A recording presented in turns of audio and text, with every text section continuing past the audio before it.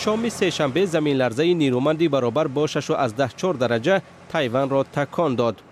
در این حادثه کمش 2 نفر کشته شد و 200 کسی دیگر جراحت برداشت. تکانهای اولین زمین نیمه شب به وقوع پیوستند. بر پایه اطلاع خدمات گیولوژی امریکا، مرکز زمین لرزه در نزدیکی‌های شهر هوالیان واقع در 150 کیلومتری پایتخت تایوان شهر تایبی بوده است. طبقه های پایانی یک چند مهمانسرا فرو ریختند، ولی بناها پوره تخریب نشدند. هنوز هم مردم در داخل بناها می باشند. پرزیدنت تایوان از جای حادثه زیارت کرد. می‌بینید که نظامیان برای حمایت از فروریزی کامل بناها چارچوبی پولادی نصب می‌کنند تا وقتی گروه نجات به بنا داخل شد امنیت آنها تامین باشد.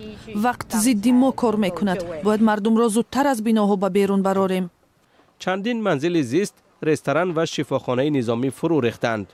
چند راه ماشینگرد و 2 پل نیز ویران شدند.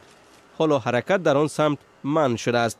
فعلا 1300 سرباز و افسر در عملیات نجات اشتراک داشته به کمیش 220 نفر را از زیر آوار بیرون آوردند.